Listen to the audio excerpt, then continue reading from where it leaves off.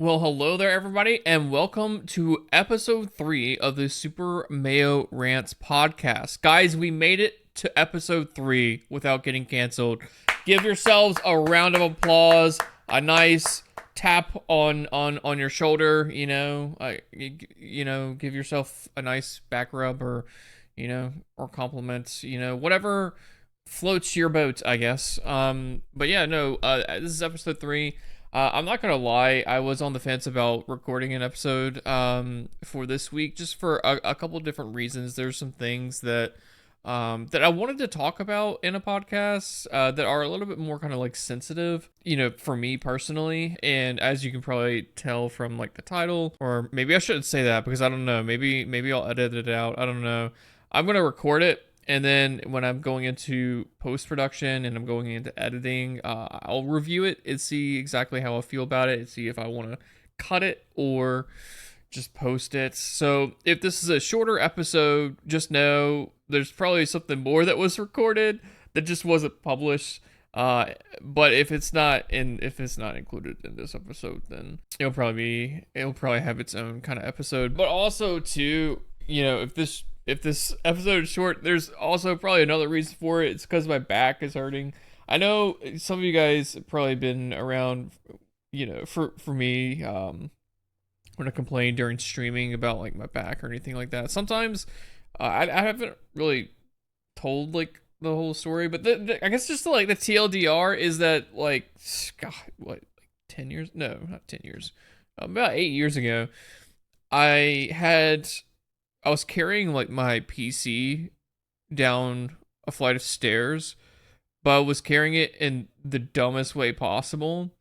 I was carrying it so where it was from like the front of the PC, like the front fans to the back fan, was perpendicular to my chest.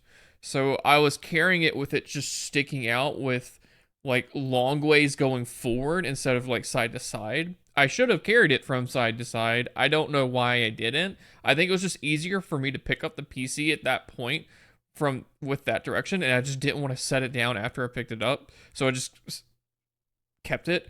And I think what happened is that as I was taking it down the flight of stairs, I was like so overly cautious of like not trying to make sure that the CPU fan, all the internal components just didn't shift or anything like that. I was just super overly anxious about it. And that essentially has cost me long term issues with my back. So I ended up having like a slip disc, and never actually got it like repaired or repaired.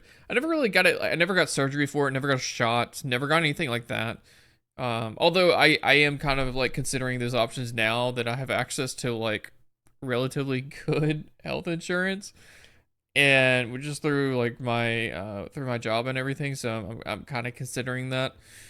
But yeah, it's just one of those things where it's always kind of I've always had to deal with just aggravations of it. There are times like I'll wake up and my back just hurts, or there's like this random like jolting of like pain that causes my back and my whole body to just kind of stiffen up at random times. Like I could just be standing normal, and then just kind of like lean forward a little bit, and then like there's just this jolt of electricity that goes up my like lower spine. But I think it was like my L4S1 vertebrae? I can't remember. It's something like that. But it was like the lower. It's like one of the lower disc right there. Where my buttocks is. It's like right above it, right? And so, but yeah, I just have yeah, I this that kind of injury flares up every now and then. And for some reason, this past week getting it's just been pretty consistent this week, and I'm not really sure as to why. So it's been, I guess, how it's affecting me now is that it's making it difficult for me to kind of like sit in one place for an extended period of time. Generally, when I have this kind of injury, I like to just kind of get up and move around, whether that's like within my own kind of, apartment, or just kind of moving, just walking outside, or just going to a place where I can just walk around. Because generally, it is for me. It's one of those things where it's literally just walking it off. Like you get a little bit more exercise. I think that's part of the reason why I've tried to do a much better job this year about daily exercise, and that's certainly helped. But it's just I don't know. It's just one of those things that I have to be mindful of, um, and sometimes like if I'm sitting down for an extended period of time, it can create additional pain for me. So if this episode's a little bit shorter, that's probably why. It's also probably one of the other things that I said earlier too. I might cut some things out. Not really sure how it's gonna go, um, but I feel like if I'm thinking about it, I feel like there are certain things that I've noticed that kind of like trigger these kind of flare ups, and I think one of those is like standing and sitting on like hardwood floor. That is like one of the worst things for my back. Like if I'm standing on like hardwood floor for an extended period of time, and by extended period of time I mean probably like an hour or longer, I really start to notice like um some pain kind of creeping in, and I feel like it makes me a little bit more susceptible to these kinds of flare-ups. And I actually went to an event this past weekend, Saturday. um I say weekend, it was literally yesterday. I'm recording this on Sunday. And we on campus we had this like watch party event for the Texas Longhorns and Ohio State football game, and I was really excited for it, and I had a great time. I loved it. You got to go there. I think I posted a picture of it in Discord. If not, I'll post a picture in Discord. But it was a really cool event. We had this like large gathering with all these students to come in and watch the game. There were like raffles. Google was partnering for Google partnered with the school for the event. They gave away some like cool items. They gave away like a whole phone, like a whole Google Pixel phone for, and one of the students was able to walk away with it in addition to like other stuff. But it was a really cool event, really great energy. I think that the event organizers did an amazing job. The only thing is that the game itself was not ideal. I remember we were all watching that game, and everybody in there is a Texas fan, right? And so everybody was watching, and there's a lot of hype about this game. Arch Manning coming in, finally taking over for really the first time, where it's really his team now. And it honestly, the game was a shit show. I think everybody could like walk away from that game knowing or thinking that the Arch Manning probably has been a little bit overrated.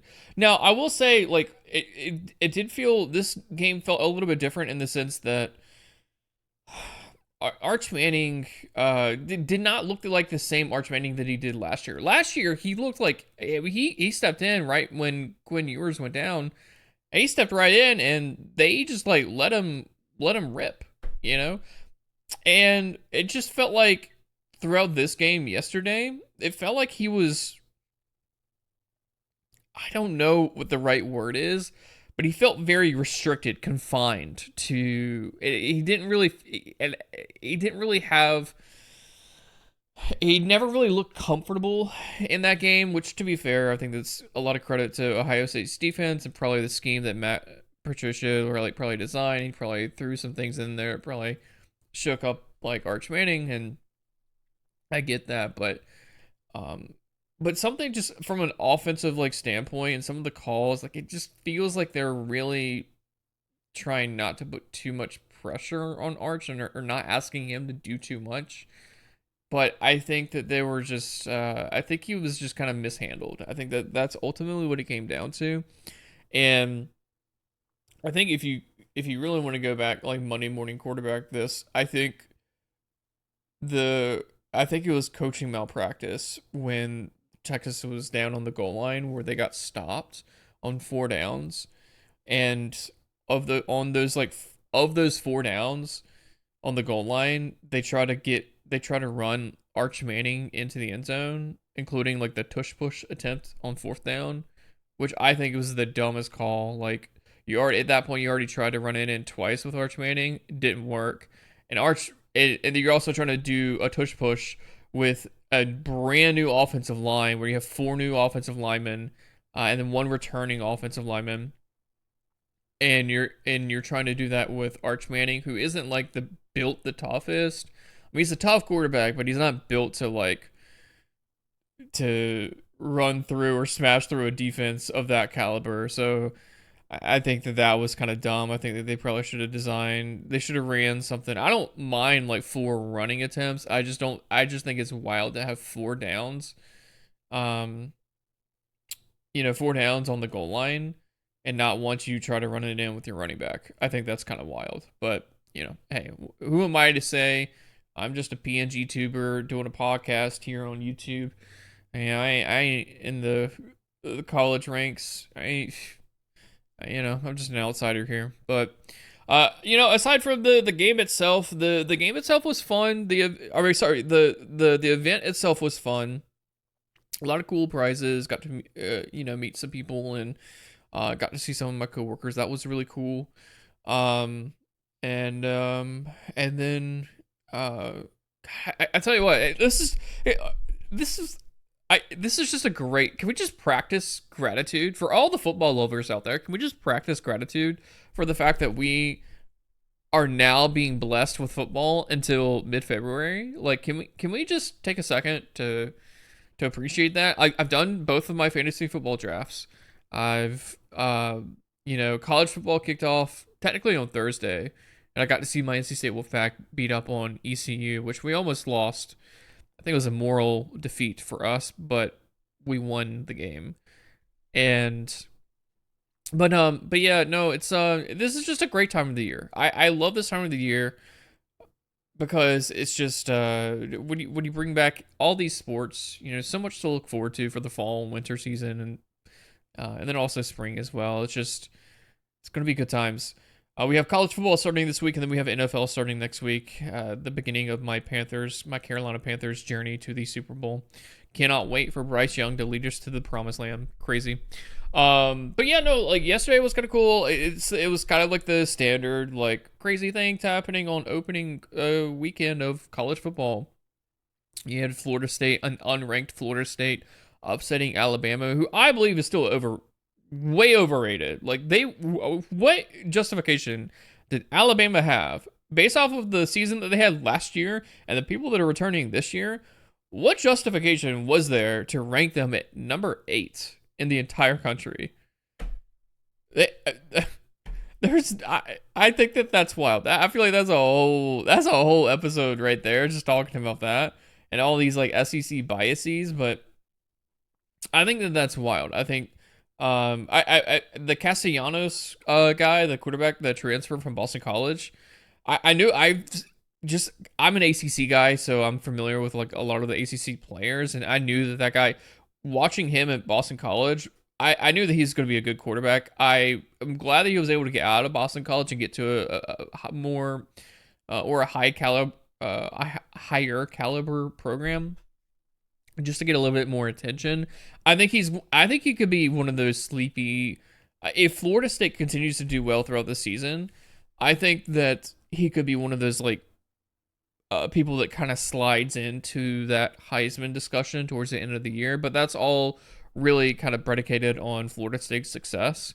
If Florida State continues to have success, and if they, say make it to the ACC championship, or heck, even win the ACC championship, he might be included in like that final 4 or 5 Heisman finalists. So keep an eye out for that guy, because I think that he could be he could be a really good talent, and he could be a quarterback that comes out this year. Who knows? And goes into the draft, maybe makes it to the NFL. Who knows? Who knows what will happen? But I did think it was funny that he was spending all like off season talking trash. He was talking trash about Alabama, and then he backed it up. Normally you see all these like young college players that like talk smack about these teams, whether it's rivalry games or just making comments here and there. And then when push comes to shove, they get shoved, But kudos to this guy. He backed it up. I mean, they beat him by 14 points. It was at Florida State. You know, it was in front of the home crowd. They were playing with a chip on their shoulder because they got, because a couple years ago when they got slighted for the college football playoffs and Alabama got in instead of them, even though they went 13-0 and won their conference championship. So they're playing with a chip on their shoulder for sure. But that was an exciting game to watch. Honestly, it's just one of those reminders of how great college football is. You got to see fans storming the court, or not court, the field, and you know that university, Florida State's going to be getting a hefty fine this week. They'll probably be reaching out to their donors because it sounds like universities and conferences have really kind of tried to crack down on all that stuff. Um, so yeah, you had that. You almost had Clemson beating LSU. Clemson should have beaten LSU, but they kind of like just folded as the game progressed. They pretty much had that game in the first half, but they just let LSU come back. LSU's defense looked really good. They looked really solid top to bottom, and they got some good like edge rushers, some good linebackers. They're going to be a formidable force. What's that quarterback's name? Neuheiser, whatever. I know he's expected to do great things this year. I think he'll do good. I wasn't terribly impressed with him during that game with Clemson. I think Clemson's defense is good. I don't think it's great, but I mean, who knows? I think Clemson's quarterback is wildly overrated. Everybody rates him so high, but I've seen in the past like 2-3 years, he's just not like he just. Me personally, he's never really impressed me. He's had like those like flashes, those moments of like where you could see like his potential, but it's not consistent enough, and he also has some really bad moments too that's kind of like hard to overlook. But LSU almost lost to Clemson. It just makes you kind of think like Alabama losing to Florida State, LSU almost losing to Clemson, Texas losing to Ohio State. You hear all this talk about SEC dominance and how SEC teams are the best teams out there when it comes to football, and now they're trying to say basketball, and it makes me think, it's like, is this kind of like the end of the era for the SEC? Like, is this getting to that point to where, at least for football, where the Big Ten is really kind of superseding them now? I think you could probably make the argument that I think the Big Ten is starting to supersede them, and I think that's probably thanks to NIL. I think that a lot of the Big Ten schools, a lot of schools within the Big Ten conference tend to be research universities that have a lot of money, and in this day and age, the schools with the most money are going to get the best talent. That's just kind of how it is. So you don't have like a lot of these players going to, the SEC benefited in previous years, in pre-NIL era, because they had a bunch of talent going to those schools and winning championships. And there was like a history there. If you wanted to go to the SEC, if you play in the SEC, you'll find success, you'll develop, you'll get noticed, and it'll increase your draft stock, like all that stuff, right? But now I think it's just things have just kind of shifted with NIL. Now it's kind of like, where am I going to go to get paid? And I think there's a lot more. I think there's a lot more schools in the Big Ten that have a lot of money that they can give out to students, and I think that's a lot more attractive to these younger athletes than just kind of winning, which is kind of sad to think about. But I'm happy that they're getting paid, but I don't know if I agree with the whole structure of NIL and like its potential impact on college sports. But regardless, I'm excited for this season for college football. For NFL is starting next week. I'm really happy about that. It's gonna be one heck of a week next week for sure. I'm literally planning on just honestly just sitting in my bed all Sunday afternoon, flipping from game to game. That's I am just going I'm just going to enjoy it. The first Sunday of NFL season every year is almost it like it is borderline a holiday for me. It is borderline a holiday, and I try to celebrate it to the most that I can. I'm gonna go out all out. I'm gonna get food. I'm gonna get drinks. I'm literally just I'm going to like map out my watch schedule, flipping between games. Obviously, you know, being mindful of when you know, key highlights are happening and stuff like that. But anyway, the whole I'm just excited. I'm excited for football. I'm excited for football. I think it's gonna be I think it's going to be a wonderful, wonderful season filled with a lot of great memories for especially my Carolina Panthers. I say that actually sarcastically because I don't think that I'm actually going to have any great memories for the Carolina Panthers. But I can hope.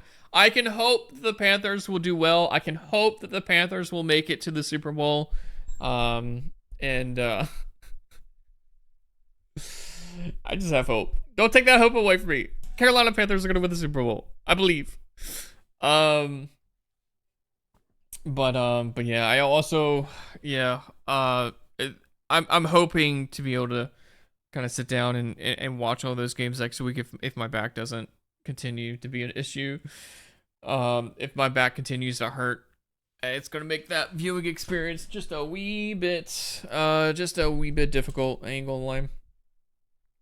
That's one of those things. Like, I tell you what, when you get older, like I tell you what, once you hit the age of 30, oh, man, you start to realize your body. I mean, I think you probably argue maybe 25, but especially when you hit 30, it's like you really start to realize like your body just doesn't work the way that it used to. Like it doesn't. It's not as what's the word? It's not as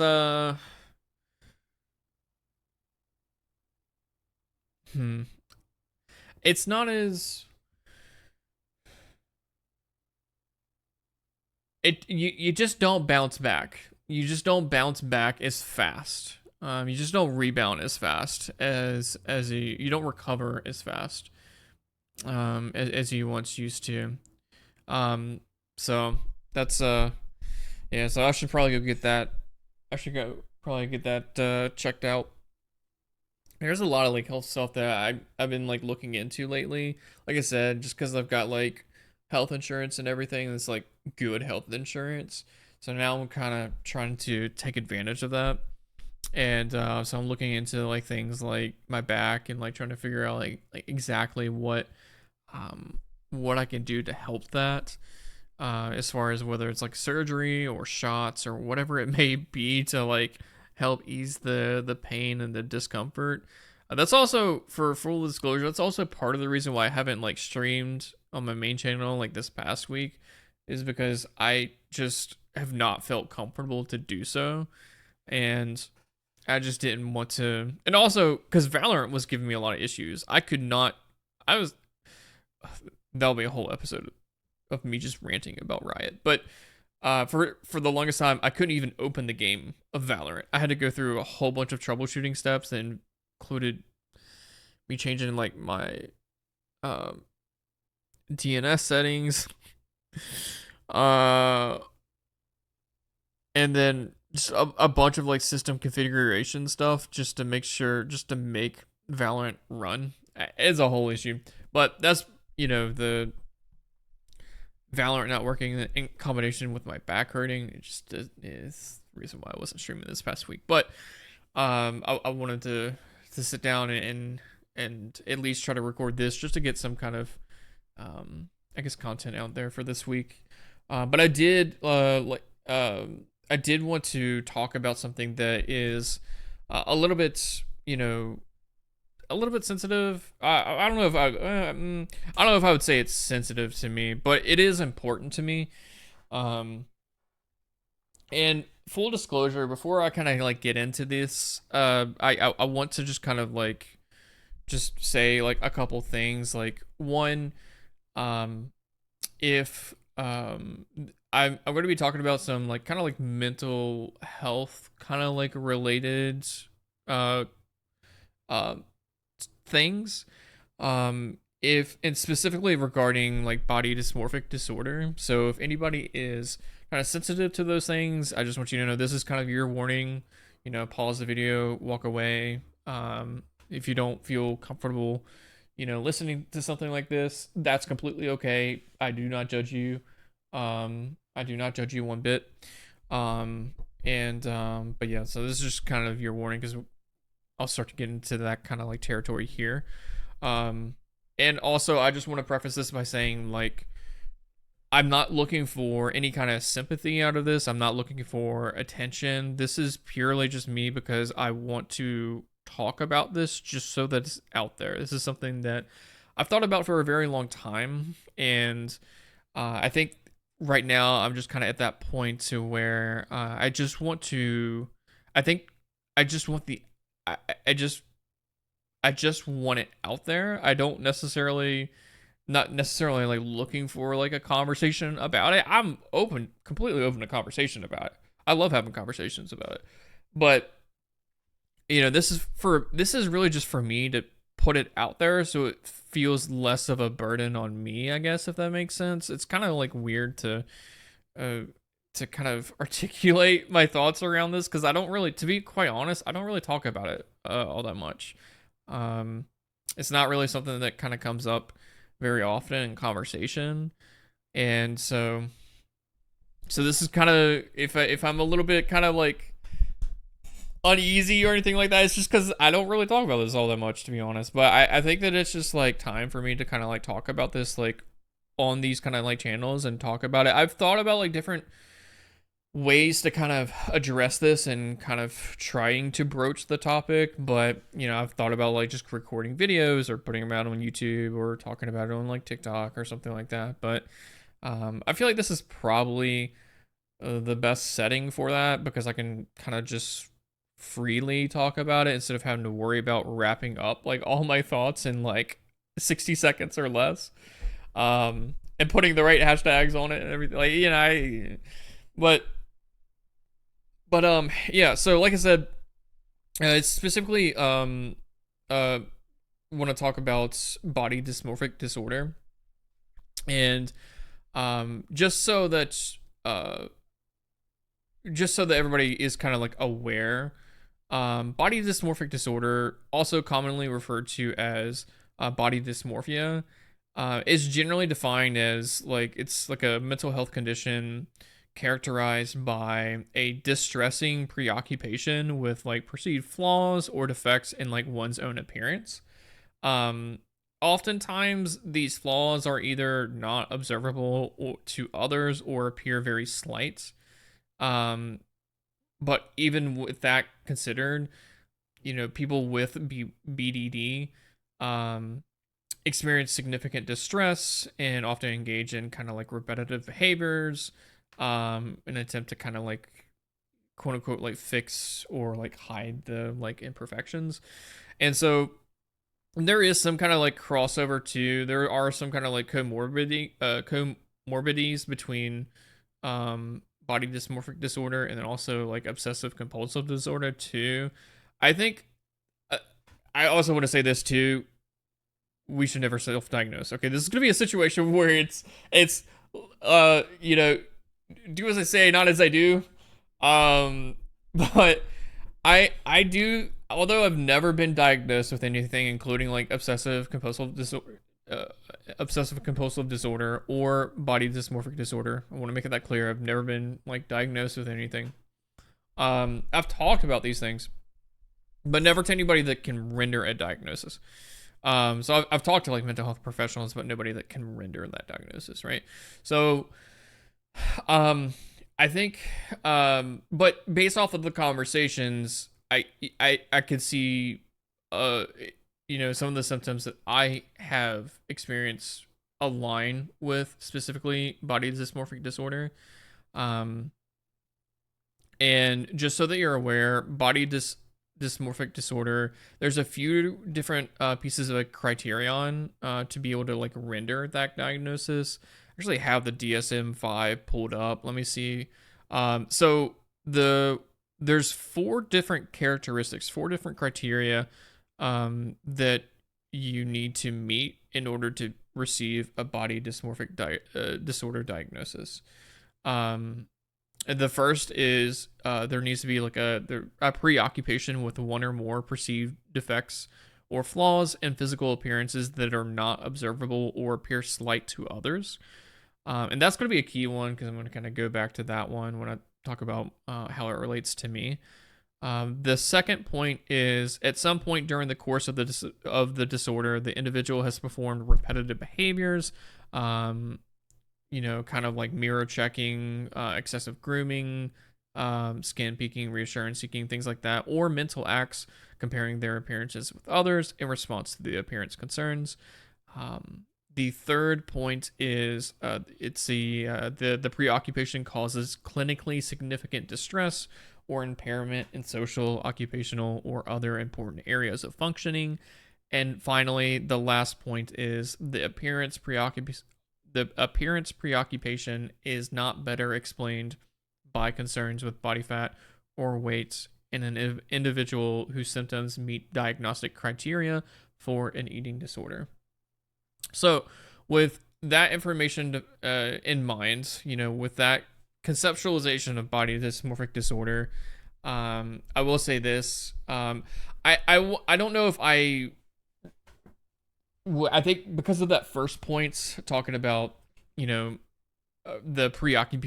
preoccupation with one or more perceived defects or flaws in physical appearance that are not observable or appear slight to others, that's where I'm kind of like, I don't know if that's really applicable, but I think that's kind of like the key differentiation, like with my kind of situation. But yeah, for anyone that knows me like IRL, or maybe if you see me in my webcam days, you may be able to tell that I have like a facial disfigurement, specifically with my mouth. So I was actually born with, well, I can't actually give you a name because there is no name. I think this is something that's always kind of like, I don't know how to refer to this as, but it's I guess it's just a disfigurement. I mean, I don't really know how to. There's really no classification for it because every doctor that I've seen ever since I was a child, there is no name for it. It's just, I was just born that way. But I was born with like a slight facial paralysis. It's specifically for my mouth. So on my mouth, like there is on the right side. I always have to think about it because I could see it in the mirror, but I can't. I always have to think about it when I'm not in front of a mirror. But it's on my right side, right side of my mouth. I can't, for whatever reason, I can't lift. So if I go to smile, the middle and like left side of my mouth will react normally, and it'll kind of it'll be like just normal kind of movement. Left side of the face, perfectly fine. But it's literally just right to the right side of my mouth. It just doesn't. I can't move it, no matter how hard I try. No matter how many exercises or therapy that I went into when I was younger, like physical therapy and speech therapy, all these things. Like, there's nothing that could allow me to regain movement. I can still feel, I still have like sensation of touch, like, or I can feel, in both sides of like my cheeks and everything. It's just like right there on like the right side of my lip. I just can't smile. So when I go to smile, it's not like a full smile. It's just on the right side, it kind of stays stagnant, maybe a little bit drooped. I think it's kind of like drooped a little bit over the years. Not terribly much, but I've noticed since I was younger, just looking at pictures, has kind of it, I don't know. Maybe that's just me. Again, maybe this is just one of those things where I'm over analyzing it. Um, just because like I'm always seeing it, and so but yeah, so I've got this thing where I I've just never been able to. I was born like that, always grew up that way. Even as a 32-year-old adult now, I had to like look at the year. I'm like, am I 32? I was like, yeah, I'm 32. It's crazy to think about. Yeah, I still I've gone through like a lot of testing. I know my family has always been kind of like supportive and trying to make sure that they're there to kind of like support me with any kind of like um like treatment or surgery options or anything like that if I was ever interested, and I'm very thankful for them for that. um but and they did a really good job of kind of connecting me to like care and get a ton of evaluations when I was younger just to get an understanding of what it is. We've gone to so many doctors like within our state within our state or within our local and state areas, but then also like we've also traveled to like when I was younger, like when I was a kid, traveled to like I think we went to like a research area up in Pittsburgh, Pennsylvania, to go get evaluated. Again, all they really did was just they kind of like they were essentially testing my they were trying to assess the nerve functionality in my right side of my face. And so they basically just hooked me up with a bunch of like electrodes to kind of like help monitor like my brain activity and to make sure to see if there is kind of like any kind of nerve like activation and things like that, just to rule out see if it is like a nerve issue or if it's more of a muscle kind of issue. Um but again, like this is one of those things is like there's not like a this it's not a very common thing. So there's not really like a name for it or like a specific kind of approach. Um which has kind of made it kind of difficult to kind of get like opinions on things and to go from doctor to doctor, because everybody's going to have a different opinion and a different take on it of like what they think the reason is for the issue and like how they would approach it. So everything is different with every doctor, because it's not like a standardized kind of thing that doctors can be like, this is this disorder or this is this issue or medical condition and this is what we treat for that medical condition. It's just something that's not really categorized. So it makes it just kind of difficult. And also what also makes it difficult is that it's not, we still don't really know. Like, even after like 32 years at going through all the early years of like testing of everything, we still don't know what the issue is. The last time that I had actually spoken to a doctor about this was actually in Houston, Texas. This is when I was living in Nashville, and I flew out to Houston. I met with my family out there, and we all went to go, or my mom and my dad and myself. I met them in Houston, and we went to a very well-renowned plastic surgeon out there, who, no, sorry, not a plastic surgeon. He specializes in like nerve reconstructive like surgery. And so we met with this guy. He's a well-renowned doctor, and it's like what, yeah, like 5 years ago. And again, this is a thing where we explained him to the situation. We provided all the documents that we have based on all the past doctors that I've seen. He was like studying my face and everything, having me do like a couple like tests and stuff like that to kind of assess for like nerve and muscle activity. And and again, it's just one of those things. It's still like no answer of like what exactly it is or what's causing the issue. So it's basically provided me with like a couple of different like surgical options. The first being a common one that a lot of other doctors had kind of recommended and talked about in the past, which is like, it's like this, it's probably the most intense one. And it's also the one that's been the most commonly referred option, which is essentially a both a muscle and a nerve graft. So essentially they would take muscle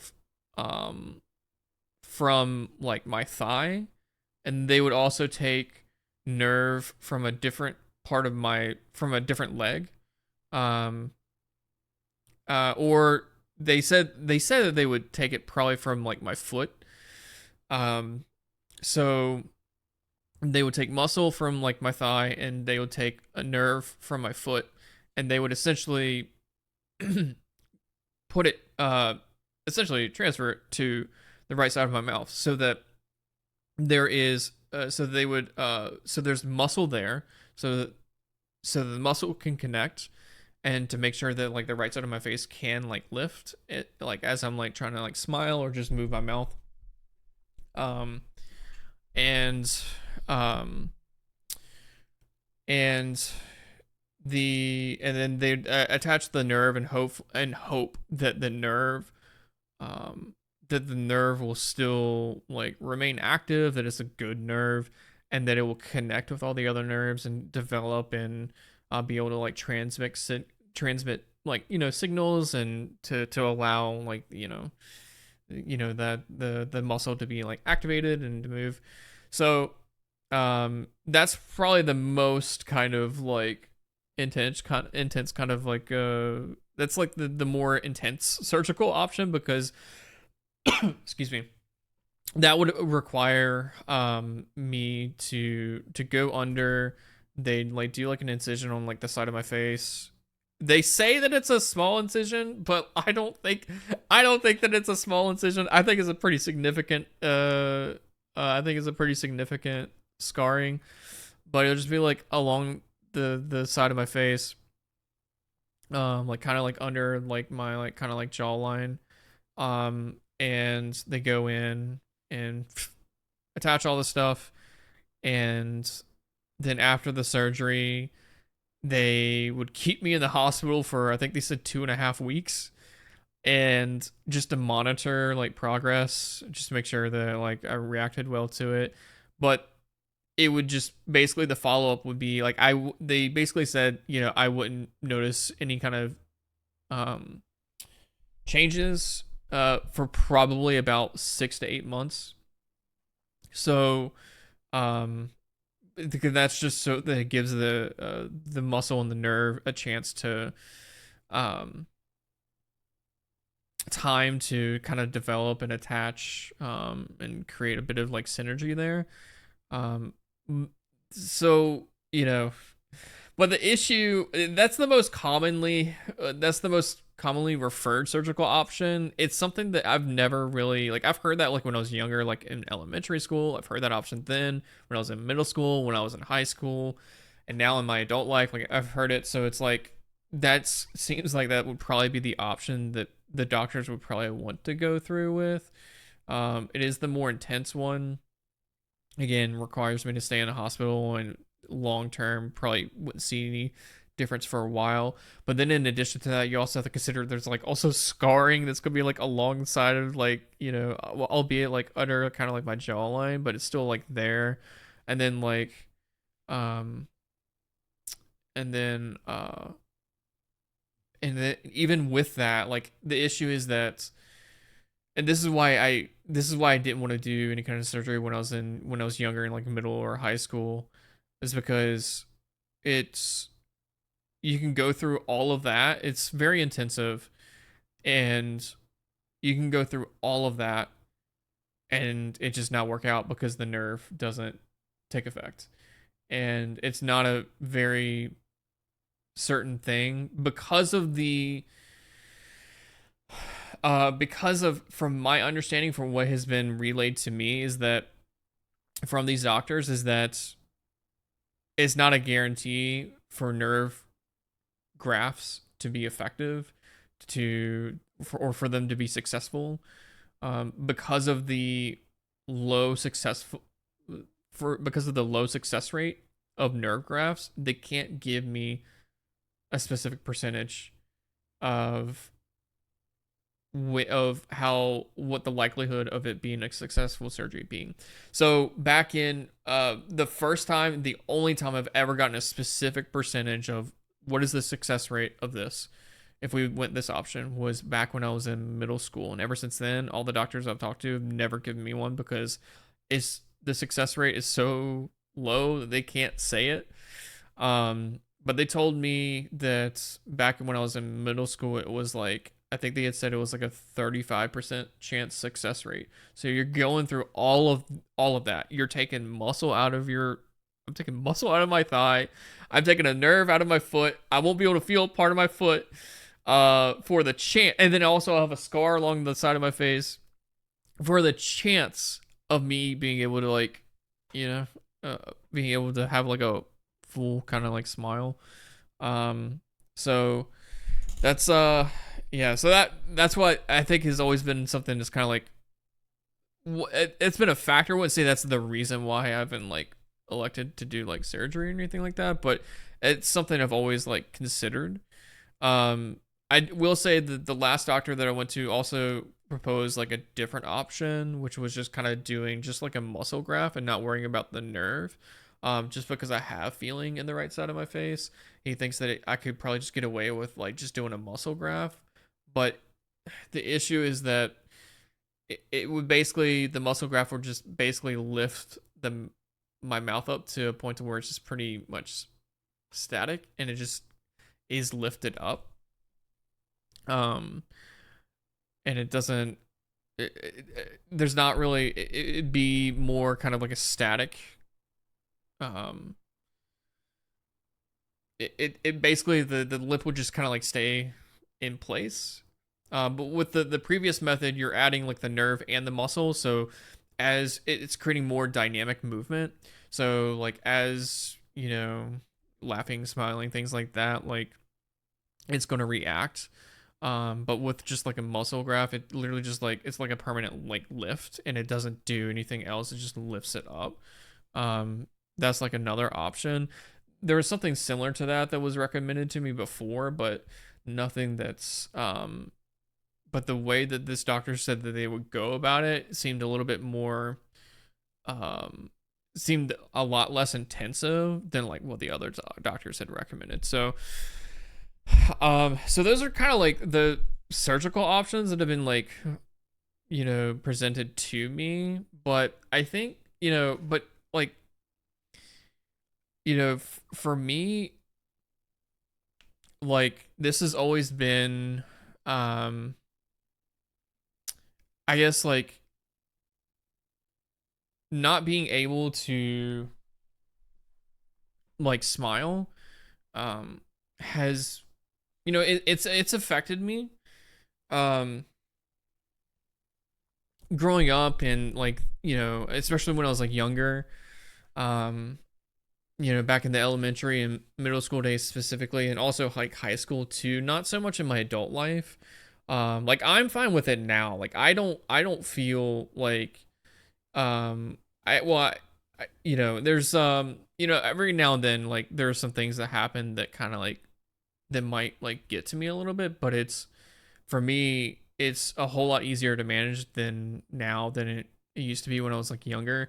You know, when you're younger, you go through like, you know, the things that people go through, right? I mean, you go through like those bullying stages, and the, you know, the you start to develop like insecurities and things like just simple things of like, you know, um you know, taking pictures or just, you know, it's just like simple things like that um have made were kind of like difficult.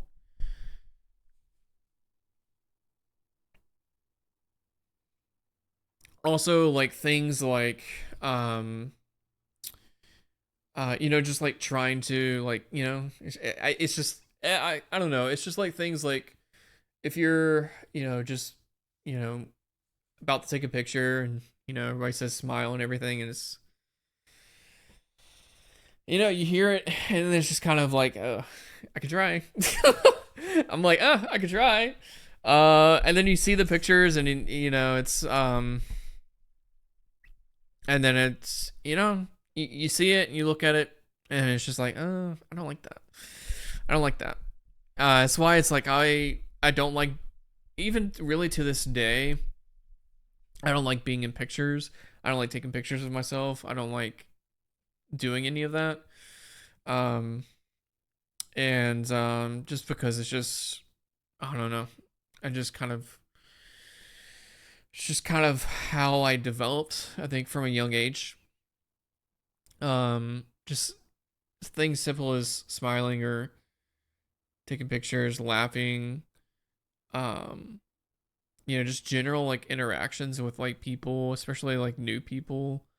Um, I know that every time that I meet a, not every time, but a lot of times when I meet new people, especially when I was younger, still to this day, I still experience that, but it's like, you know, I'll meet new people. I try to be like jovial. That's just kind of like my personality. Um, and you know, I smile a lot, and a lot of times, like, you know, I don't even like think about it. But what kind of like grounds me in, or what brings me back to that like reality, I guess, is you know, I'll have like conversations with people that I'm meeting for the first time, and you know, you just see those things where it's like, you know, you're talking to them, and then as I'm smiling, it, you know, it's noticeable. I'm not forming a full smile, and then I can see them like kind of like looking down and like trying to be like respectful by like not like staring, but also kind of like glancing back at it and stuff like that. So they're trying to get like an understanding, and it just creates this like weird thing. I don't um like bringing it up. I'm happy to talk about it. Hence why I'm talking about it now on this like pseudo podcast, right? I'm happy to talk about it, and I'm happy to like, you know, if people ask me questions and stuff like that, I'm happy to talk about it. Where I do get upset is like if people use it to insult me. That's completely different. If people bring it up in conversation and ask me about it, like I'm happy to talk about it and address any questions. But um, you know, for, you know, but the line for me is, you know, if people are using it to insult me, that's that's just something I can't. I mean, that's my line. You know, if somebody crosses that line, that's kind of like it. You know, there's really no kind of like coming back from that. Um, but it's just like things like that, just like general interactions with people. You know, kind of like glancing down, like during, like there'll be like times where like I'll have a conversation, I'm not even thinking about it. You know, I tend, there's like a part of me that's always kind of like nervous when I'm meeting somebody new because I'm always kind of like conscious of it. Um, and I know that people are going to react to it. But it's like I've, you know, developed that ability to the point to where I can like, you know, put that in the back of my brain and just focus on like, you know, the conversation and meeting like somebody or whatever, just having a conversation. But there are those times where like, you know, people like glance down, look at it, and then that's kind of like what makes me like kind of like self-conscious a bit. um and I will say like nowadays it just doesn't, nowadays it doesn't really like bother me, but it is something that I do like notice. um when I was younger, it, you know, and by younger I mean like elementary school, like middle school. When I was younger, it definitely did bother me more. Um, but now, um, I would say that I think what really helped me to kind of get through this, get through that stage of a lot of the like insecurities and um a lot of the negative feelings kind of like attached to it, whether it's like low self esteem or um just difficulty kind of like coping with it. um you know, for a long time it was I had just focused on trying to do what I can to make myself kind of like smile, right? And I think at a certain point, with all the self-pity and with all the low self-esteem, I think I just got to a point to where I just got kind of like tired of it, because I just felt like I was in that world and so down about it for such a long time, or for what felt like such a long time. And I wish I could point to like a certain thing that happened, or um like a specific event, or just like a motivational quote from somebody.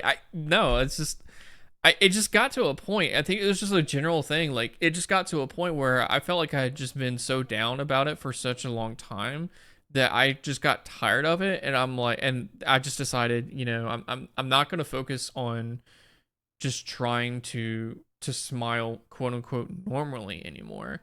I'm just going to focus on trying to make other people smile. And I think for me, like, once I started to realize that, and once that started to kind of click with me, I think that made it so much easier for me to cope with what I have, and to better connect with like other people. And it makes like kind of like having those conversations with like other people. I noticed that from like a younger age, especially when I was in like middle school. Like, once I started to like curate conversations in a way to where like I'm I could sit there and I realized that I could sit there and have a conversation with somebody, and then have my feelings about kind of like how um based off of like body language, and like let that kind of like inform like or fuel my like self-hatred or low self-esteem or self-pity, things like that. And then like pretty much let that have control over my mood. I could do that. I could give into that. It's very easy. I could do that. Or I could try to just focus on the other person, and trying to do what I can to make them smile, and to make them feel all right. Um, and form a connection with them that way. And I think that's kind of like an approach that I've always kind of taken in life. Um, I will say it is a sincere thing. I want people to be happy. I've always wanted to, maybe to, maybe maybe to a fault. Maybe I do have some people pleasing kind of tendencies at times. I've gotten a lot better about that over the years, for sure. But I think so I'm sincere in wanting like people to be happy, people that are around me to be happy, and for wanting them to like smile, and and to laugh, and just to be well in general. But there is like a part of me too, where that's also something that helps me to feel more comfortable in conversations, to feel less distracted, kind of more kind of like focused on the conversation, on the other person. And that helps me kind of cope with kind of like what I have, because kind of going back to like the diagnosis criteria, I have that. I still kind of suffer from some of those things, kind of on a, I don't know if I would say daily basis, but I would say that I still experience some of those things. Like, it's just something I can't help but notice. If I'm smiling, if I'm looking in front of a mirror or anything like that, like, it's just, I can't help but like notice it. I will say it's gotten way better over the years, especially since middle school and high school. But yeah, it's just yeah, so it's just one of those things where it's just I don't know, like I'm at a point where um I've always like I've always spent I've spent a lot of time thinking about like surgical options and like what I would want to do. And now that I have, like I said, access to better health insurance, um, it may make it easier for me to go through, like financially speaking, because really depending on how the surgery is coded, it has a lot of implications regarding insurance. So whether it's more kind of like a cosmetic issue, or whether it's defined as like a more kind of a um I can't remember the term. So whether it's whether it's coded, the surgery is coded as like cosmetic or like more kind of like practical issue. So like or like a disability kind of thing. Um, and that's going to determine essentially like how much my insurance would be able to like pay out and cover for the cost of it, because it's really expensive for the surgery, and then it's also and then also to stay in the hospital for 2.5 weeks, and that hospital stay is going to be would be expensive, really expensive. So um, so that's why it's, there's just been a lot of factors of, like, I've thought about like surgery, but it's also like there's a lot of things that are like kind of deterring. But I think the biggest deterrent is that, like, I think for me, like, my fear is that I feel like, ever since like really since like middle school, like when I had that like shift and like um focusing on trying to make other people smile instead of trying to make myself smile, like, I think um that has helped me so much throughout life, and I think that that's really kind of I feel like it's to a point to like just kind of like my kind of like personality, IRL. Like, I have like my stream kind of personality. I also have like, my IRL. My stream personality is kind of like an exaggerated version, I think, of who I am, in a sense. But I think it's just for me, it's just that mentality is just become so ingrained with, I feel like, my identity and what I strive to do, and kind of like, I guess, my kind of like purpose, my meaning in life. And I think my biggest fear is that going through that surgery will, I guess, kind of like um affect that, kind of like my own kind of conceptualization of myself and how I perceive myself, and kind of like what is my purpose, like things like that. Because I've always felt comfort in knowing that, like, you know, um, to be there to help people. I work in it. My career is in a helping profession. I did crisis counseling, things like that. So it's really just kind of like I just feel like it's just become just such a big part of me that it's kind of difficult for me to kind of take an action that would steer me kind of like away from that, because I feel like having surgery would kind of I don't know if it would taint that image of, I guess, who I am or who I'm supposed to be or the kind of person I'm supposed to be, things like that. So there's like that aspect of it too that I always kind of like deal with.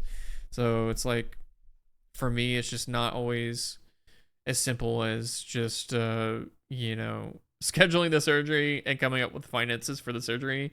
There's a lot more that's kind of like entailed in it. And also just like the surgical like implications too, of like the aftermath of like, oh well, like you spend all this money, take off all this time from work, uh and do the surgery only for it to not work. And then what do you do? Like, do at that point, it's like, do you take another do you go through another surgery, have them open up the scar again, and then or open up the, to go in and from the same area take out another nerve, so now you're missing more nerve, you don't feel, now you're missing, now you can't feel more of your foot, you're losing more muscle in like your thigh, and just for a chance of, it's just it's a lot to consider. But I think it's just like over the years though, it's just, when I was younger, it's just,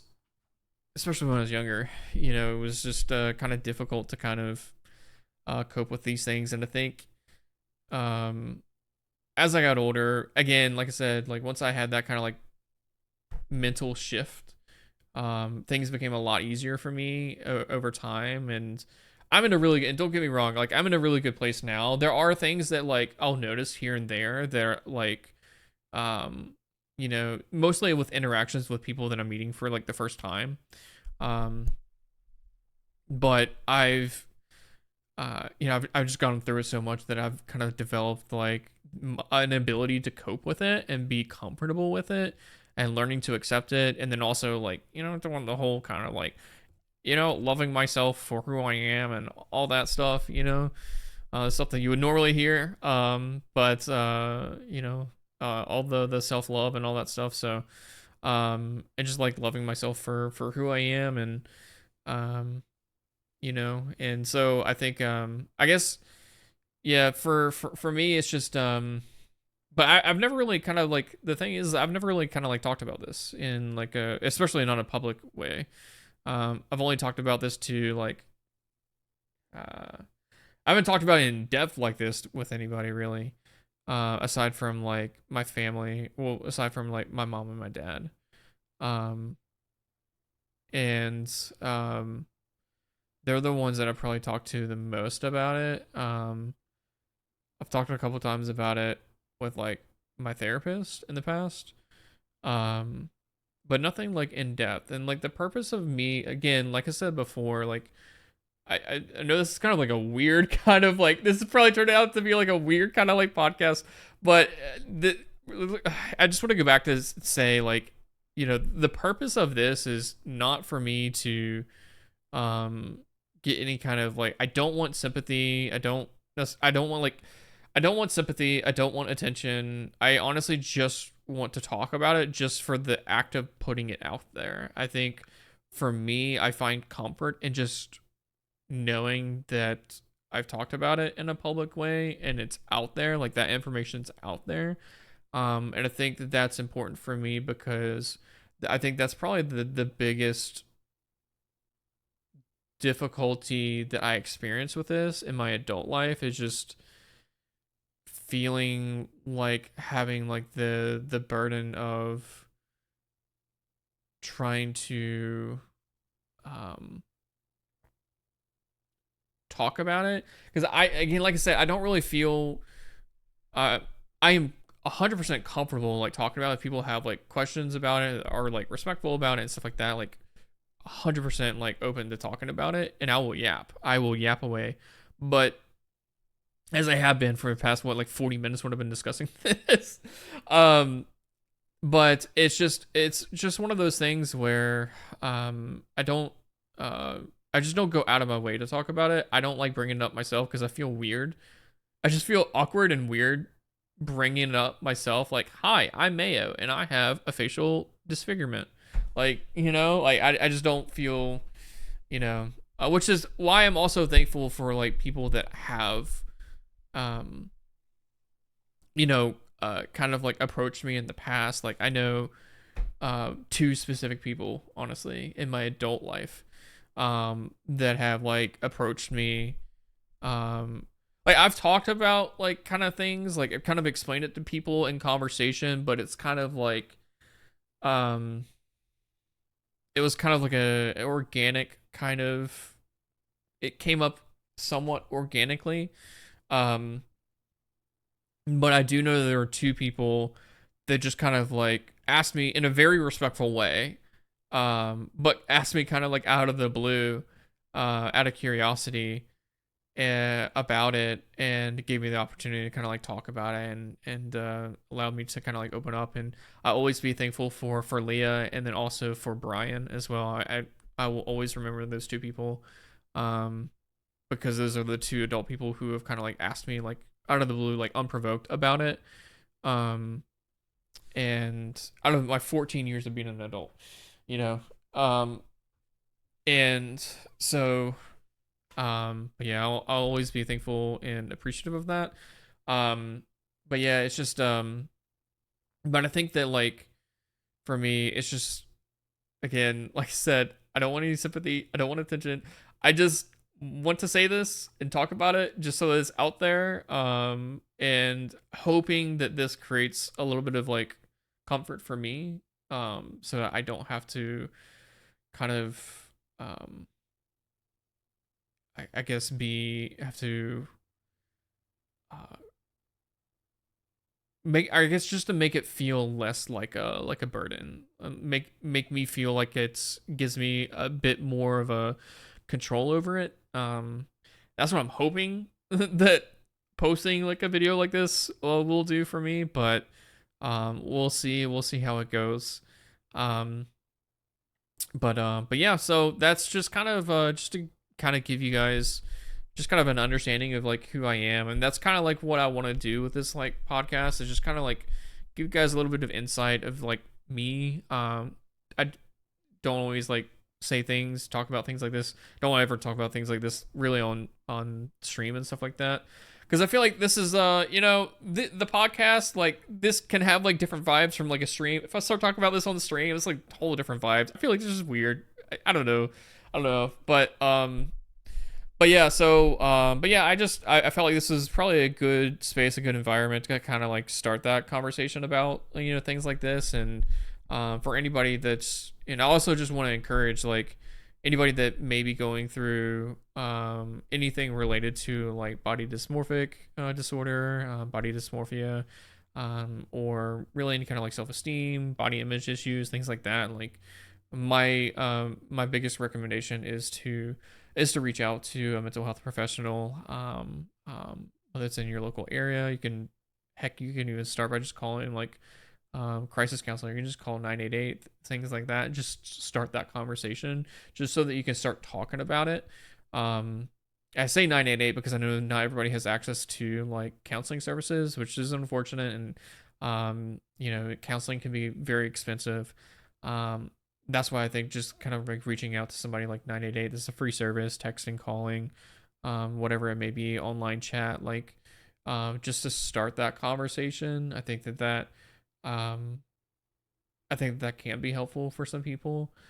And but yeah, if you're going through anything like that, please make sure that you contact like a mental health professional, whatever it may be, personal counselor, therapist, psychiatrist, 988, whatever it may be, and just kind of start that conversation, just in the hopes that it at least kind of hopes it, I hope that would create at least some sense of comfort for you. But yeah, so that's kind of like my story. That's a little bit about me. It might be a little bit too much information. I'm sorry if it's too much. But at the same time, I'm not sorry. But that's me. And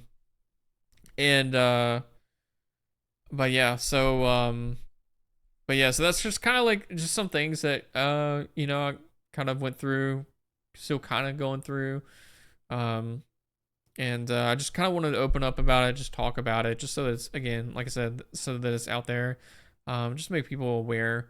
And also, I will say this too, because like, I don't want to give the impression too, because I know I switched to like PNG tuber, and stuff like that. I don't want people to like try to draw these make conclusions or anything like that. So I just want to be very clear about this. Like, I've in my adult life, I have not had like that kind of like insecurity. I am no like I prefer not to take like photos and stuff like that. Like, but there's also like other reasons for that. But like when it comes to like streaming and stuff like that, I'm perfectly fine being on like webcam and stuff like that. It doesn't bother me. I think that's part of the reason why I did like streaming with a webcam, is because it helped create a little bit more comfort with that for me. But I just for clarity, I did not like switch to like a PNG tuber model because I was like insecure or anything like that. I switched to a PNG tuber model for other reasons that are more specific to like my tech setup. It's a lot less stressful in my PC setup. That's the reason why I initially wanted to go into like to switch to a PNG tuber model for like streaming and content creation. But after I got like the first like custom like design, which is this design that I'm actually using right now, Absolutely loved it, and that was just kind of enough to convince me like I just want to keep doing this with like PNG tubing. And so because initially I was like I'll try it out, and if I don't like it I'll go back to webcam. But then I really love the design, and I love this. I love the idea of like where I could go with it and like just different iterations of it, variations. Also, like because I love the artwork, and then also the it also works best for like my PC setup and streaming and stuff like that. So it makes it easier um to run games at a higher level, increasing performance in game while also utilizing less resources on for my PC when streaming and recording and stuff like that. So just for clarification, none of that stuff has to do as to why I switched over to PNG tubing. That is a whole different issue or a whole different thing, whole different reasons. But but yeah, but I should probably stop talking because I've been ranting for what is this like an hour and 15 minutes now or whatever maybe, for quite some time, and I think we're kind of hitting that mark. But yeah, so that's just a little bit about me. I just wanted to open up about some of those things. This isn't always going to be like what these podcasts are going to be about. It's not always going to be about kind of like opening up like personal stuff like that. I'm happy to address like any questions, that people may have, whether it's in the comments or whether it's during a like live stream or Discord, whatever, in real life. But yeah, so but yeah, just wanted to kind of open up, just share a little bit about me that that you may not already know. I know there's some people that I know in IRL that are kind of like in the community that are somewhat familiar with the situation, but yeah, I just wanted to share a bit of insight with you guys. And hopefully next week it will be something a little bit more positive to be talking about. We'll have NFL starting, we'll have college football continuing. I'm definitely going to be talking about some of that stuff for sure. There's some other topics that I was going to cover for this week, but I decided not to because I wanted to spend a little bit more time kind of talking about this. But for anybody that has listened to this episode, that's made it through, I just want to say thank you for doing that. I know, especially for anybody that may be experiencing similar types of issues, or may know like what kind of like feelings that those things can create. I know that can be kind of difficult and that can be a little bit triggering. So for anybody that has those experiencing similar issues or coping with similar kind of effects, kudos to you, proud of you for making it through. But yeah, thank you guys for listening to this episode. I appreciate you guys. I'm gonna head out. Next week we'll be back, hopefully with a more upbeat, positive podcast. These past 2 episodes I know have been a little bit kind of a little bit more serious. But hopefully next week I'll get some I'll talk about some things that are a little bit more positive, upbeat. But yeah, thank you guys for listening. I appreciate you guys for all your support. If you like this video, make sure that you click the like button. Also, subscribe if you want to get notifications for new episodes. You can join our Discord. There's actually ways that you can get alerts within Discord. If you like, you can opt into that. The Discord link is going to be in the description below. You can follow this account on Twitter at Super Mayo Rants. But yeah, that's going to be it for this episode. And let me know what you think about this episode down below. Do you want to hear what kinds of content do you want to hear on this podcast moving forward? Do you want to hear kind of like, I know like at this point we're 3 episodes in, so we kind of talked about just kind of like general like streaming news and things ranging from like streaming news to just kind of like personal IRL stories, and then also just more kind of like my own kind of like personal background. Like it's really covered like a vast array of topics. But if there's anything that you guys want to see, like specifically moving forward, any specific types of content, just let me know in the comments below. You can let me know in Discord as well. But thank you guys for tuning in. I appreciate all you guys. Take care of yourselves, take care of others, and I'll see you guys next time. Peace.